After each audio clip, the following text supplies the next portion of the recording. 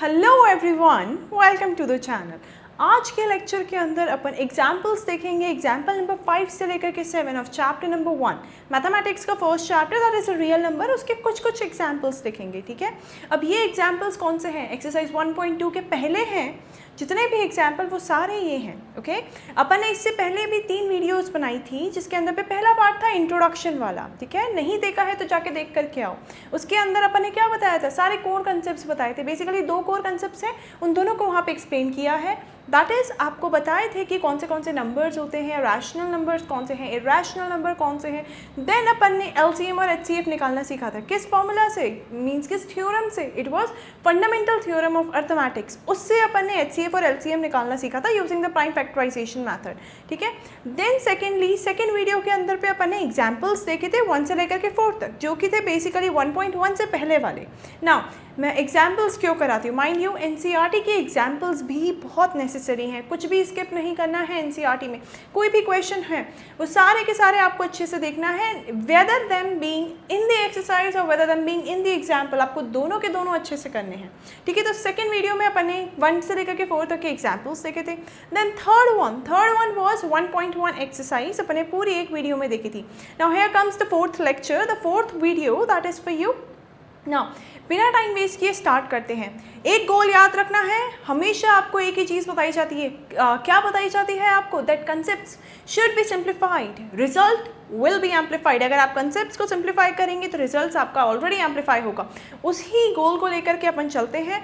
आपको रटना कुछ नहीं है मैथ्स के अंदर पे, समझो, बहुत अच्छे से समझोगे, सब समझ आएगा, कुछ भी रटने की ज़रूरत नहीं पड़ेगी और ऑलरेडी आपका रिजल्ट बूम करेगा। ओके, चलो let's start with the first example. The first example is saying कि आपको इरेशनल नंबर प्रूफ करना है। अब इस वाले के अंदर पे ये जो आपका पूरा एक्सरसाइज रहेगी और ये पूरे एग्जाम्पल्स रहेंगे, that means the 4th lecture and the 5th lecture, इसके अंदर पे अपन इरेशनल नंबर्स प्रूफ करेंगे। ठीक है, आपको पता है ऑलरेडी √3 इरेशनल है, बट प्रूफ करो कैसे है ये इरेशनल नंबर, वो वाले कंसेप्ट को अब अपन समझेंगे। ठीक है, सबसे पहले मैं आपको क्विकली बता देती हूँ कि व्हाट आर इरेशनल नंबर्स। ये पहले मैंने इंट्रोडक्शन वाले पार्ट में भी बताई थी, तो प्लीज़ आप उसको देख करके आइए एंड देन यहाँ पे आपको क्लैरिफाई हो जाएगा। ठीक है, इरेशनल नंबर्स मैंने बताए थे non terminating, non repeating, NT&R। Non terminating, non repeating, जो कभी ख़त्म ना होए और जो कभी भी नंबर डेसिमल के बाद में रिपीट ना होए।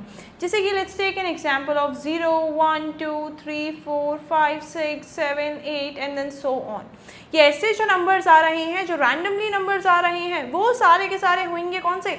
यहाँ ये पहली चीज़ है टर्मिनेट नहीं कर रहा है, दूसरी चीज़ है नंबर्स रिपीट नहीं कर रहे हैं। So these numbers are irrational numbers. अब इनके अलावा एक और कैटेगरी होती है। कौन सी कैटेगरी होती है? जो कि परफेक्ट स्क्वायर्स नहीं होते हैं, जैसे कि √3, √2, √5, √7। ठीक है, ये सारे के सारे क्या कोई परफेक्ट स्क्वायर्स हैं? नहीं है। तो ये कैसे नंबर्स हो गए? ये आपके हो गए इरेशनल नंबर्स। ठीक है, नाउ अगर अपने को इरेशनल नंबर प्रूफ करना है तो एक पर्टिकुलर मेथड है, उसको अपने को फॉलो करना पड़ेगा। What is that method known as? That method is known as contradiction method. क्या बोलते हैं उसको? Contradiction method. ओके, इस मेथड के अंदर पे बेसिकली कॉन्ट्राडिक्शन वर्ड क्या बोलता है? पहले आप मुझे ये बताइए, कॉन्ट्राडिक्शन मतलब क्या होता है? अपन डे टू डे बेसिस के अंदर पे इस वर्ड को यूज़ करते हैं, डेली बेसिस पे इस वर्ड को यूज़ करते हैं। Now what do you understand by contradiction? Contradiction मतलब है पहले मैंने कुछ और बोला, बाद में जाके कुछ और रिजल्ट नहीं निकला। पहले मैं बोल रही हूँ आज बारिश आएगी, बाद में क्या पता चला कि आज बारिश ही नहीं आई है। That is the contradiction. Contradiction मतलब कि it whatever I said before it comes out to be, the result came out to be opposite of that. ठीक है, उस मेथड को यूज करेंगे। तो बेसिकली आपको क्या प्रूफ करना है? That it is a irrational number. इसका अपोजिट लो। इनिशियल में आप क्या लेंगे? इसका अपोजिट। अब इरेशनल का अपोजिट क्या होता है? इरेशनल का बेसिकली अपोजिट होता है रैशनल। मतलब कि कॉन्ट्राडिक्शन मेथड मुझे बोल रहा है कि पहले आप नंबर को रैशनल लेते हुए चलो। क्या लेते हुए चलो? रैशनल लेते हुए चलो। फिर सक्सेसिवली ऐसे कुछ इवेंट्स होंगे जो आपकी स्टेटमेंट को, जो आपकी अजम्पशन को फॉल्स कर देंगे और बाद में फिर आप बोलोगे अच्छा मेरा अजम्पशन गलत था, तो ये नंबर कैसा है? ये नंबर है आपका इरेशनल नंबर। ओके, इसी मेथड को यूज़ करेंगे। इनिशियल में कॉन्ट्राडिक्शन करना है, कॉन्ट्राडिक्ट करना है, स्टेटमेंट्स को फॉल्स प्रूफ करना है। तो पहले आप ऑलरेडी फॉल्स से स्टार्ट करो, बाद में आप अपने आप ट्रू स्टेटमेंट पे आ जाओगे। ओके, नाउ इस मेथड के अंदर पे आपको 3 चीज़ें ध्यान रखनी है। ठीक है, पहला स्टेटमेंट, 3 स्टेटमेंट आपको ध्यान ही रखने हैं, याद नहीं रखने हैं, रटना नहीं है, एक्चुअली समझना है, ठीक है। क्या क्या 3 स्टेटमेंट्स हैं वो अपन अभी डिस्कस करते हैं। अपने को क्या प्रूफ करना है, proof that the root 3 is an irrational number. Okay, start करूंगी मैं पहले से। पहला कॉन्ट्राडिक्शन मेथड बोलता है इसको रैशनल लेकर के चलो, तो मैं यही लिखूंगी कि लेट अस कंसिडर, क्या कंसिडर करना है, that root 3 is a rational, it is a rational number, ठीक है। अब रैशनल नंबर है तो सेकेंड ऑफ ऑल जो भी रैशनल नंबर्स होते हैं which can be expressed in, they can be expressed in, can be expressed, इसको किस फॉर्म में एक्सप्रेस कर सकते हैं, रैशनल नंबर्स को अपन कर सकते हैं P अपॉन Q फॉर्म में, वही लिखेंगे, can be expressed in P upon Q form, जहाँ पे where Q should never be equal to 0, ठीक है। यहाँ तक कोई दिक्कत है? 2 स्टेटमेंट बनाए हैं, पहला तो मैंने रैशनल ही लिया, रैशनल का, देन उसका आपने क्या किया, उसका जो डेफिनेशन है उसको यूटिलाइज कर लिया, ओके।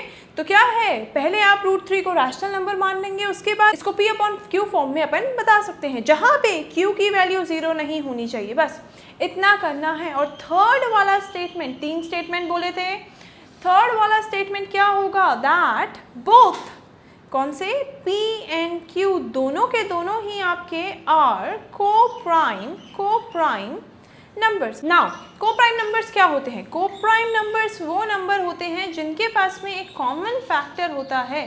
कॉमन फैक्टर क्या होता है इनका, इनके अंदर पे सिर्फ एक ही कॉमन फैक्टर होता है, वो खुद होता है 1, ओके। अब कैसे होते हैं, जैसे कि मान लिया 2 और 3, 2 और 3 के अंदर क्या कोई और कॉमन फैक्टर है अदर देन 1 है, नहीं है। जैसे कि मान लिया 17 और 21, इनके अंदर पे क्या कोई और कॉमन फैक्टर है अदर देन 1, नहीं है। तो ऐसे नंबर्स जिनके अंदर पे कॉमन फैक्टर होगा, और वो कॉमन फैक्टर क्या होना चाहिए, वो कॉमन फैक्टर होना चाहिए 1, those are considered to be coprime numbers. अब इन चीज़ों को अपन यूटिलाइज करेंगे, ठीक है। सबसे पहले मैं ले लूँगी रूट 3 को सेकेंड स्टेटमेंट बोल रहा है P अपॉन Q फॉर्म में लिख सकती हूँ। तो root 3 can be expressed in P upon Q form. I did nothing, जो ऑलरेडी मैंने स्टेटमेंट्स लिए हैं उन्हीं को यूटिलाइज करके मैं लिख रही हूँ। पहला बोल रहा था बेसिकली रैशनल नंबर है, इसको आप P अपॉन Q फॉर्म में लिख सकते हो। तो सेकेंड स्टेटमेंट को ले लिया, रूट 3 को P अपॉन Q फॉर्म में मैं लिख रही हूँ। यहाँ तक कोई दिक्कत है, ठीक है। तो अब क्या करेंगे, अब करेंगे स्क्वायरिंग बोथ द साइड्स, दोनों ही साइड पे मैं स्क्वायर कर दूंगी, स्क्वायरिंग बोथ साइड्स, दोनों साइड्स पे जब मैंने स्क्वायर किया तो क्या आएगा, रूट 3 का square and P upon Q का square, that will be P square Q square. Root 3 का स्क्वायर क्या आएगा, रूट से 2 कटा, स्क्वायर कटा बेसिकली, तो क्या आया 3 is equal to P square upon Q square. अब इसको उधर शिफ्ट कर लेंगे और बेसिकली क्रॉस मल्टीप्लाई कर देंगे, यहाँ 1 लेकर के क्या आ जाएगा, we are getting 3Q square as P square, ठीक है। यहाँ तक कोई दिक्कत है? अब समझिए, यहाँ पे थोड़ा सा आपको समझना है, क्या है वो कंसेप्ट, वो आपको बताते हैं। बेसिकली आपको एक नंबर गिवन है, लेट्स सपोज मैंने वो नंबर ले लिया 10। अब 10 का स्क्वायर क्या होता है, 10 का स्क्वायर होता है 100, राइट और रॉन्ग। ऐसे अगर मैंने देखा कि 100 को लेट्स सपोज 2 डिवाइड करता है तो मेरे पास में कंप्लीट नंबर मिलता है, कंप्लीट क्वेश्चन मिलता है, दैट इज़ 50। सिमिलरली अगर उसी सेम नंबर को मैं 10 से डिवाइड करूंगी तो वो भी मुझे एक कंप्लीट क्वेश्चन देगा। ये आया समझ में कि किसी भी नंबर का अगर मैं स्क्वायर से उस नंबर को डिवाइड कर रही हूँ, basically not multiply but divide कर रही हूँ, तो वो उसके नॉर्मल नंबर को भी, जस्ट वो नंबर को भी डिवाइड करेगा, ठीक है। सेम ही चीज़ आप दूसरे के साथ भी ले सकते हो। Let's take another square we can take eight, let's suppose अपन ले रहे हैं 2 का स्क्वायर, 2 का स्क्वायर हो जाएगा, नहीं 2 का मतलब this will be quite obvious, ठीक है। कोई और ले लेते हैं, let's take the square of 6 का स्क्वायर होता है 36, राइट और रॉन्ग। अगर मेरा 36 को 3 डिवाइड करके मुझे कंप्लीट क्वेश्चन दे रहा है दैट इज़ 12, तो सेम ही नंबर मेरे 6 को भी डिवाइड करेगा और मुझे एक कंप्लीट क्वेश्चन देगा, राइट और रॉन्ग? सेम ही चीज़ यहाँ पे है कि अगर 3 जो है वो पूरा का पूरा आपके पी स्क्वायर को डिवाइड करेगा, तो स्क्वायर को डिवाइड करेगा तो वो उस नंबर को भी डिवाइड करना चाहिए, मतलब 3 पी को भी डिवाइड करेगा।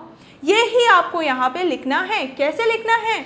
लिखना है 3 डिवाइड कर रहा है किसको? पी स्क्वायर को, divides P square, therefore 3 will also divide, 3 किसको डिवाइड करेगा? 3 will also divide P, 3 P को डिवाइड करेगा। इसीलिए 3 इज अ फैक्टर, 3 एक फैक्टर है किसका? ऑफ पी, 3 एक फैक्टर है पी का। ठीक है, अब यहाँ पे इस इक्वेशन को let us consider this equation to be equation number 1। क्यों लिया है बाद में बताएंगे। ठीक है, इस फर्स्ट इक्वेशन को अपने लेट कर लिया, let this equation to be equation number 1। Okay, now फिर से एक कंसेप्ट आता है, उसको समझते हैं पहले। ठीक है, अब मैं क्या बोल रही हूँ कि 3 जो है वो कम्प्लीटली डिवाइड कर रहा है पी को, राइट और रॉन्ग। ठीक है, मतलब कि ऊपर वाला एक कंसेप्ट को लीजिए कि 6 जो है वो आपका 3 को डिवाइड करके 2 देता है, मतलब ये जो 3 है इसके अंदर पे आपने 3 के अंदर पे जब 2 को मल्टीप्लाई किया, जब इस क्वेश्चन को मल्टीप्लाई किया तभी आपको 6 मिला, राइट और रॉन्ग। अब यहाँ पे भी सेम ही चीज़ आएगी कि अगर 3 जो है वो डिवाइड कर रहा है पी को, मतलब कि पी को जब आपने 3 से डिवाइड किया तो आपके पास में कुछ नंबर आया होगा। Let's take that same number, उस नंबर को अपन लेट कर लेते हैं, let that number be C. अभी के लिए उसको लेट कर लिया सी है, मतलब कि अगर मैं 3 को c से मल्टीप्लाई करूंगी तो मुझे p मिलना चाहिए। मतलब सेम वापस से देखो, 3 को अगर मैंने 2 से मल्टीप्लाई किया था तो मुझे आपका क्या मिला था? डिविडेंड मिला था, दैट वाज 6 मिला था। सेम यहाँ पे भी अगर मैंने किसको मल्टीप्लाई किया है? आपके डिवाइजर को आपके क्वेश्चन से मल्टीप्लाई किया है, रिमाइंडर तो वैसे भी 0 है, यहाँ पे कंप्लीट डिवाइड हो रहा है, तो यहाँ पे आपको क्या मिलेगा? आपका डिवाइजर मिलेगा। सेम ही चीज़, तो क्या मैं इसको यहाँ पे लिख सकती हूँ? क्या मैं इसको यहाँ पे लिख सकती हूँ कि 3 को जब मैंने c से मल्टीप्लाई किया तो मुझे p मिलेगा? ये एक इम्पॉर्टेंट चीज़ है जो आपको ध्यान रखनी है। ठीक है, कि अगर कोई भी नंबर उसको डिवाइड करता है कम्प्लीटली, यहाँ पे मेरे को वो नंबर नहीं पता क्योंकि मुझे यहाँ पे एक्चुअल में नंबर नहीं गिवन है, मुझे एक वेरिएबल गिवन है दैट इज p, तो मैंने उसको पहले तो c लेट किया कि लेट सपोज 3 अपन ने 3 को c से मल्टीप्लाई किया है, तब जाके मुझे क्या मिल रहा है? तब जाके मुझे क्या मिल रहा है? मल्टीप्लाई करके आपको p मिल रहा है। ठीक है, यहाँ तक कोई दिक्कत है? चलो आगे बढ़ते हैं थोड़ा सा। अब मुझे क्या दिख रहा है यहाँ पे? ये मेरे पास में एक इक्वेशन है। अब वापस से सेम ही चीज़ आएगी, स्क्वायर कर दो, कर देंगे स्क्वायरिंग बोथ साइड्स। अब दोनों ही साइड को स्क्वायर किया तो 3 का स्क्वायर क्या होता है? पहले एक बार लिख लेते हैं, आपको इजीली समझ आए ऐसे, राइट। अब 3 का स्क्वायर क्या होता है? 9c square equals p square. यहाँ तक कोई दिक्कत? अब इस इक्वेशन को let's consider this to be equation number 2। Now analyse the first and the second equation. अब दोनों इक्वेशंस को देख करके आपको क्या नजर आ रहा है कि right hand side p square है, नीचे वाले में भी p स्क्वायर है, मतलब फर्स्ट में भी और सेकंड में भी, दोनों में आपका क्या है? p स्क्वायर है राइट हैंड साइड पे। लेफ्ट हैंड साइड दोनों के अलग है, दैट इज 3q स्क्वायर है, एक में 9c स्क्वायर है। अगर राइट साइड दोनों के इक्वल होंगे तो लेफ्ट साइड भी तो दोनों के इक्वल होंगे, वही यूज करो। कैसे बोला?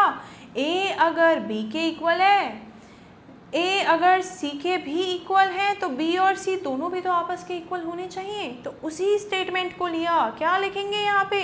माय बैड, क्या लिखेंगे यहाँ पे? यूजिंग इक्वेशन 1 एंड 2 क्या मिला कि this will be equal to this, मतलब कि दोनों का लेफ्ट हैंड साइड्स इक्वल होंगे, that means 3q square will be equal to 9c square. अब सिमिलरली इसको भी देखो, पहले इसको आप सिंप्लीफाई कर लो, दैट मीन्स q स्क्वायर किसके बराबर होगा? 9c square upon 3। कट रहा है, काटो, 3 टाइम्स जा रहा है तो q स्क्वायर किसके बराबर आया? 3c स्क्वायर के बराबर आया। ठीक है, सिमिलरली अगर 3 जो है वो q स्क्वायर को डिवाइड कर रहा है यहाँ पे, तो 3 q को भी डिवाइड करेगा, मतलब 3 फैक्टर है। किसका फैक्टर है? q का फैक्टर है। वही आप लिख देंगे। कैसे लिखेंगे इसको? लिखेंगे 3 divides, 3 डिवाइड कर रहा है q स्क्वायर को, therefore 3 will also divide, 3 किसको डिवाइड करना चाहिए, 3 will also divide q, therefore 3 is a factor of, 3 is a factor of q। अब थोड़ा सा एनालाइज करो, थोड़ा सा समझो, इस स्टेटमेंट को देखो, क्या 3 जो है वो फैक्टर है q का, ऊपर देखो सेम इस स्टेटमेंट को कि 3 जो है वो फैक्टर है p का, मतलब दोनों के पास एक कॉमन फैक्टर है, दोनों p और q के पास एक कॉमन फैक्टर आ रहा है, दैट इज 3। बट ऊपर मैंने क्या लेट किया था कि दे आर कोप्राइम नंबर, इनके पास में तो कोई कॉमन फैक्टर नहीं आना चाहिए अदर देन 1, यहाँ पे तो 3 भी आ रहा है, मतलब अपन ने जो स्टेटमेंट एनालाइज किया था, अपन ने जो स्टेटमेंट इनिशियली माना था वो गलत है, राइट? अपना स्टेटमेंट अगर गलत है, थर्ड स्टेटमेंट गलत है, तो maybe all the statements are wrong, first statement भी गलत होगा, मतलब कि क्या ये रैशनल नंबर अब होगा, नहीं होगा, this will be the irrational number. ठीक है, अब इसी को अपनी लैंग्वेज में अपन लिख देंगे, कैसे लिखेंगे वो देखते हैं। ठीक है, क्या लिखना है, देखो 3 is a common factor, 3 is a common factor of P and Q, but we considered P and Q to be a coprime number, therefore our assumption अपना क्या है, assumption is false या फिर wrong, our assumption is wrong, hence root 3 is an irrational number. Root 3 क्या है, अपन ने मान लिया है अब कि रूट 3 जो है, root 3 is an irrational number, क्योंकि अपना स्टेटमेंट ही फॉल्स हो गया था। आया समझ में कैसे करना है, ये वाला मोस्ट इंपॉर्टेंट क्वेश्चन है, हाईली आस्क्ड क्वेश्चन है इसके अंदर पे से। ठीक है, ये वाला जो क्वेश्चन है ये हाईली इंपॉर्टेंट क्वेश्चन है, 2 स्टार्स मार्क करो इसके ऊपर पे। ठीक है, क्यों इंपॉर्टेंट है, इससे पहले सारे के सारे देखे थे, HCF LCM निकालना था, प्राइम फैक्टराइजेशन यूज़ करके, बच्चों वाली चीज़ थी। ये यहाँ पे आपको इरैशनल प्रूफ करना है, प्रूफिंग वाला पार्ट ईजी नहीं रहता है, इसको अगर आप समझेंगे तो आपको ईजी लगेगा। ठीक है, रटो मत, समझो, एक एक स्टेप को समझो। ठीक है, आपका अच्छा क्वेश्चन है बोर्ड्स के अंदर पे, मोस्ट ऑफ द टाइम ये डायरेक्ट क्वेश्चंस प्रूफ किए जाते हैं। ठीक है, पूछे जाते हैं, क्या बोल देंगे, रूट 3 की जगह रूट 5 दे देंगे, कभी कभी रूट 7 दे देंगे, कभी कभी रूट 2 दे देंगे, तो ऐसे ये क्वेश्चन को फ्लक्चुएट करते रहेंगे। बट नॉन रूट वाले सारे नंबर्स आपको दे देंगे, जो परफेक्ट स्क्वायर्स नहीं होते हैं वो नंबर्स आपको प्रोवाइड कर देंगे, और फिर बोलेंगे इरैशनल प्रूफ करो। कैसे करोगे आप, इसी मेथड से करोगे, सभी को इसी मेथड, कॉन्ट्राडिक्शन मेथड को यूज़ करके आप कर सकते हो। ठीक है, अब इसके बाद वाले जो क्वेश्चंस रहेंगे वो इसके कंपैरेटिवली बहुत इजी रहेंगे। ठीक है, चलो एग्जाम्पल नंबर 6 अपने को बोल रहा है, सेम आपको एक नंबर गिवन है, इसको इरैशनल प्रूफ करना है। अब नंबर जो है वो क्या सिंपली रूट नंबर है, या फिर उसके साथ में कुछ और नंबर भी आ रहा है, उसके साथ में नॉन रूट नंबर भी आ रहा है, इसको मेथड अलग होगा, इसके अंदर पे भी सेम स्टेटमेंट्स लिखे जाएंगे इनिशियल में, बट इसकी अप्रोच थोड़ी डिफरेंट होगी। ठीक है, समझते हैं। सबसे पहले कॉन्ट्राडिक्शन मेथड यूज़ करेंगे। कॉन्ट्राडिक्शन मेथड में आप पहले वाले 3 पॉइंटर्स जो होते हैं अपने, अपन वही लिख लेंगे। पहला पॉइंटर अपने को बोल रहा है, क्या बोल रहा है पहला पॉइंटर, कि लेट अस कंसिडर, अपने को क्या कंसिडर करना है, दैट जो भी आपको नंबर गिवन है 5 minus root 3 is a rational number, इसको रैशनल नंबर ले लेंगे। सेकेंड चीज़, कैन बी एक्सप्रेस्ड, इसको किस फॉर्म में एक्सप्रेस कर सकते हैं, can be expressed in P upon Q form where Q should not be equal to 0, वही लिखा है।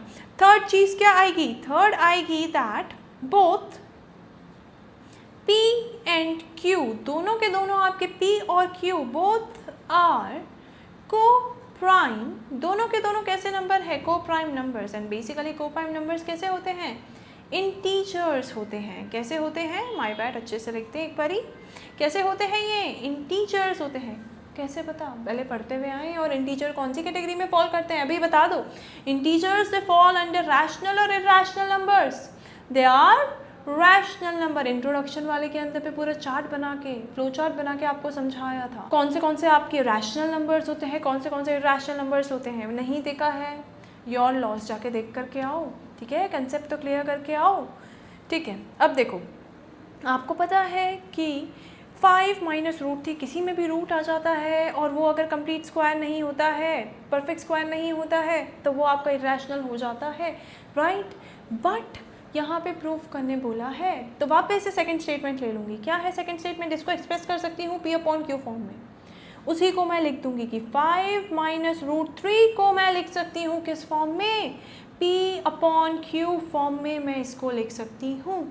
अब यहाँ पे स्क्वायर वगैरह नहीं करते हैं, यहाँ पे आपको इसको एक्सक्लूड करना है। रूट वाले नंबर को एक साइड लिख देना है, बाकी सारे नंबर्स को आपको दूसरी साइड पे भेज देना है, ठीक है। ये इसकी थोड़ी सी अलग अप्रोच है, ठीक है। अब इसके अंदर पे अगर मुझे रूट को एक तरफ रखना है, तो रूट को छोड़ा एक तरफ, बाकी जो है 5 उसको मैं अगर उधर भेजूंगी तो वो कैसे लिखा जाएगा? That will be written as 5 minus P upon Q। अब यहाँ पे I am gonna take the LCM as Q। Q लिया LCM तो ऊपर क्या आएगा? 5Q minus P। Q क्यों आया? नीचे 1 है, LCM लिया Q आएगा, तो ऊपर किससे मल्टीप्लाई करोगे? Q से मल्टीप्लाई करोगे, सो 5Q माइनस P। ये किसके बराबर है? This is equal to root 3। अब यहाँ पे थोड़ा सा आप समझिए, मेरा रूट 3 बेसिकली मुझे पता है कि ये एक रैशनल नंबर है, राइट। बट ऊपर मैंने देखा है कि P और Q, this P and this Q दोनों के दोनों को प्राइम नंबर्स हैं, मतलब ये रैशनल नंबर्स हैं। अगर मैंने इसकी वैल्यू यहाँ पे भी रख दी तो पूरा का पूरा स्टेटमेंट मेरा कैसे निकल के आएगा? This complete statement will be rational number. कैसा होगा ये पूरा statement? Rational number. Now tell me, क्या एक इरैशनल नंबर कभी रैशनल नंबर के बराबर हो सकता है? नहीं हो सकता है। इसीलिए अगर लेफ्ट और राइट साइड इक्वल ही नहीं है तो आप इक्वल्स का साइन लगाएंगे? नहीं लगाएंगे। इसीलिए हमारा स्टेटमेंट गलत था। इसीलिए 5 माइनस रूट 3 कैसा नंबर है? ये एक इरैशनल नंबर है। आपका कैसा नंबर नहीं है? आपका एक रैशनल नंबर नहीं है, बट रादर आपका एक इरैशनल नंबर है। ओके, आया समझ में यहाँ तक? लिखने का तरीका अब अपन साथ में देख लेते हैं। क्या बोल रहा है अब अपने को लिखना कैसे है स्टेटमेंट, वो आप देख लीजिए। आपको लिखना है since let me change the pen, since P and Q are rational numbers, so 5Q minus P upon Q, मतलब कि ये वाला जो नंबर है बेसिकली ये भी कैसा होगा? will also be a rational number। ये भी पूरा रैशनल नंबर होगा। therefore our assumption अपना जो assume किया था, क्योंकि रैशनल इरैशनल इक्वल नहीं हो सकते हैं, इसीलिए our assumption is false या फिर wrong। therefore और hence 5 minus root 3 is a irrational number। ये कैसा नंबर अब मान लिया अपन ने? irrational नंबर अपन ने ये प्रूफ कर दिया है, hence proved। ओके, आया समझ में? ठीक है, नेक्स्ट वाला क्वेश्चन इजी है। एक बार खुद से ट्राई करो, सेम कंसेप्ट लगेगा, सेम सब कुछ है। एक बार खुद से ट्राई करो, इसको इरैशनल प्रूफ करो। किसको? 3 रूट 2 को इरैशनल प्रूफ करो, ठीक है। फिर वीडियो को वापस रिज्यूम करो और चेक करो कि आपने सही से किया है नहीं किया। ट्राई करा ट्राई, देखते हैं, ठीक है। आपको क्या करना है? प्रूफ करना है 3 रूट 2 को एक इरैशनल नंबर है।